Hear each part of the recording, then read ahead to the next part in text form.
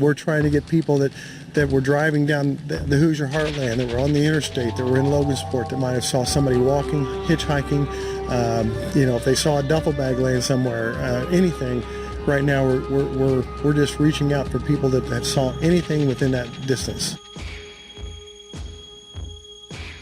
All right, so what I'm going to cover today is that old bridge guy sketch and young bridge guy sketch are of the same person. It's just that he was identified before the murders and then he was identified after the murders. He changed clothes. That's why the sketches look so different. I'm also going to talk about why law enforcement thinks that bridge guy is local. I'm going to show you bridge guy's escape route. I'm going to talk a little bit about what prompted the 2019 press conference, specifically why they wanted information about the vehicle parked at the CPS building. But first, let's go to February 20th, 2017. We're checking all of our leads. We're asking people that were driving down the Hoosier Heartland that might have saw a hitchhiker or somebody walking. We're asking people that would live in Logansport all the way to Lafayette, if they saw somebody around that late afternoon, that evening of Monday the 13th, if they saw somebody walking down the roadway that just did not look like they should be there, or they're just a hitchhiker, we would like to know about that person. Enforcement thinks that bridge guy is local is, one, because he parked at the CPS building, or he had a getaway driver there at the CPS building, and only a local would do this. That's what they thought because of how strategic the location is. They figured that that location is very strategic to leave in a fast manner. You have access to multiple highways, freeways, roads, so it's a great strategic plan.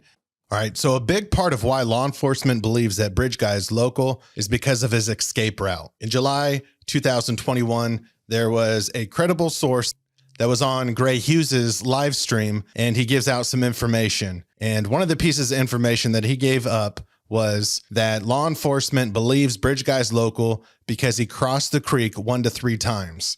So I'm going to show you where he crossed the creek those 3 times. So this is the Monon High Bridge. This is the north side. Down here is the south side. So this is where the girls crossed the bridge right here. And this is where bridge guy came and met them down on the south side. Now, this is where he said down the hill. Bridge guy took the girls down the hill and across the creek. So this is the first time that they pass a creek, that they cross it, and they were murdered right around here. This is Ron Logan's property right here where the bodies were found. You can see here's the cemetery. All right, so the first time they crossed the creek is when bridge guy, forced them across, but got them across the creek. That's number 1. The second time that he crossed, that bridge guy crossed after he killed them, he came this way. So he's now crossed the creek a second time. So the first time, took the girls across, killed them, went here across the creek for the second time. So he crosses here the second time. After he crosses, he comes around this way, stays in the woods so that no one sees him, and he changes somewhere. He changes his clothes, right? So when witnesses saw him earlier, he was old bridge guy, dressed up with the scarf and the hoodie and everything. Well, he changed either in the woods or possibly in this Weber garage here, and he stuffed his hat, his scarf, his jacket, and a duffel bag. He might have even shaved. I don't know. That seems like it would leave a lot of DNA, but it's possible that he shaved somewhere as well. So there's a garage at the Weber household that was searched 2 different times. Thanks, Captain, for bringing that to my attention. And he might have changed there. So he's in his new clothes, looking now like young bridge guy. And he's going to take this route. Passes here.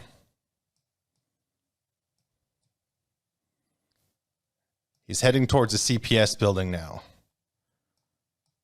Going this way, going this way. And he doesn't cross the creek quite yet for the 3rd time. Well, now he's going to make a decision. If he wants to get to the CPS building, he's going to have to cross the creek somewhere. So here is the 3rd time I believe he crosses the creek. He comes right here, but he stays in the woods so that no one could see him. Stays in the woods. He stays in the woods, stays in the woods. Well, now you run out of woods right about here. So the second witness to young bridge guy saw him leave the woods and saw him here in this area on his way to the CPS building. This is where they were looking for the hitchhiker. They thought that he was just a hitchhiker. They didn't realize until 2 years later that it was actually Bridge Guy. He just looked like the young Bridge Guy sketch. And I think law enforcement just kind of wrote it off as, it was just a hitchhiker. But he wasn't a hitchhiker. He was Bridge Guy. So here's the CPS building. This is where the car was parked. So I'll go through it one more time, just at a higher level. All right. So here's the Monon High Bridge. This is where the girls crossed. Bridge Guy followed them, went across the creek. He killed them around this area.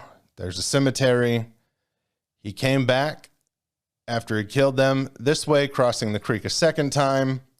He goes through the woods, remains unseen. He changes somewhere around here. He puts his scarf, his hat, and his jacket into a duffel bag or backpack, and then he takes off through the woods, being unseen.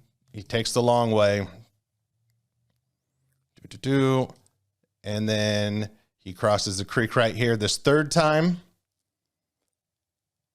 Stays in the woods, and then he gets spotted here after 4 p.m.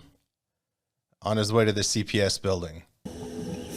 On April 22nd, 2019, the city awaits for a highly anticipated news conference. At that event, police reveal a completely new sketch of the suspect. Intelligence over time leads us to believe the sketch is the person responsible for the murders of these two little girls.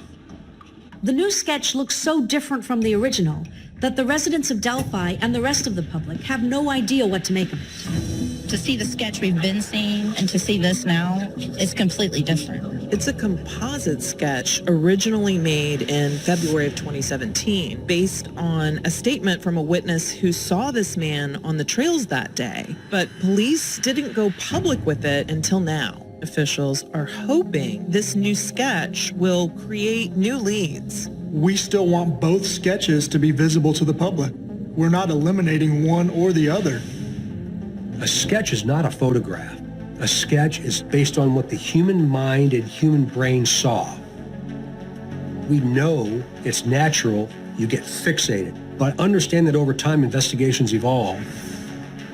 At this point, we are asking people to look at both sketches and the photo and the video and listen to the audio and help us identify the suspect in this case. Downhill. Downhill. So let's understand how the sketches came about. For the old Bridge Guy sketch, there was 2 young witnesses that saw Bridge Guy at the trails around 1:30. These 2 young females saw a man in a hood with a scarf over his face. And that sketch looked like this. Since it wasn't very helpful to the general public, law enforcement and the FBI took their own liberties to make the sketch on what they believed Bridge Guy looked like. This sketch was released 5 months later, after the murders in July 17th, 2017. In the meantime, people got anxious waiting around for those 5 months. All they had was a Bridge Guy's photo based off of the video and his voice. So people actually started making their own sketches. So you saw pictures like this pop up. Now remember, this is not an official sketch. Law enforcement does not endorse this. They actually do the opposite. So you should not pay attention to this sketch or use it for anything. So the old Bridge Guy sketch is a combination of witnesses and law enforcement. The witnesses described his eyes and nose, and not even the exact eye color, just that his eye color was not blue, and everything else came from law enforcement.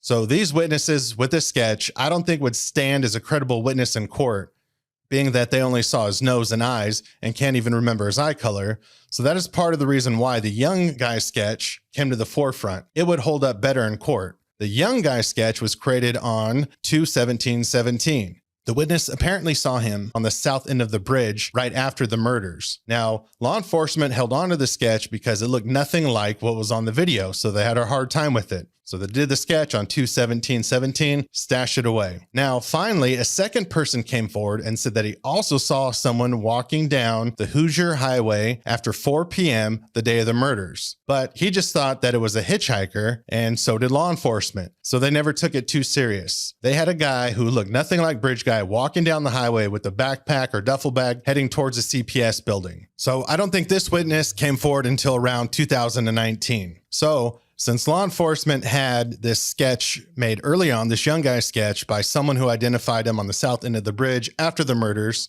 once they had the second person to confirm that there was a person who looked suspicious, who looked like young Bridge Guy, then they started taking this more serious. The epiphany was that they realized that the hitchhiker that was being discussed was not a hitchhiker at all. It was actually Bridge Guy. The duffel bag contained Bridge Guy's clothes, his hat, his scarf, and his jacket.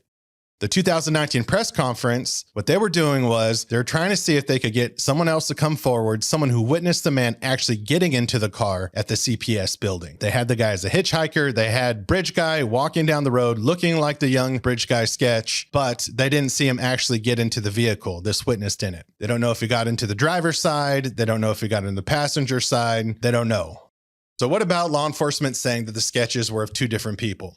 Well, out of the 5 years of the case, they only let that rumor go on for about 7 months, from 4/22/2019 until November 18th, 2019. After that, every comment from law enforcement was about both sketches being important and that they are a combination of the two, or if you drop the sketches, the person behind them will be Bridge Guy. They started off saying there were two people because they wanted to eliminate any confusion. They feel like young Bridge Guy is a better representation because the witnesses saw this man without a hoodie or a scarf over his face, so it would hold up way better in court. Now, how does the hitchhiker play a role in this? Well, once the hitchhiker was connected to the vehicle at the CPS building, then everything changed. That's when the 2019 press conference became really important. So thank you for your time today. I hope this clears up why there's two different sketches, why law enforcement said it was two different people at one point and went back to saying that they're both important, that the sketches are both of Bridge Guy. One was before the murders and one was after the murders.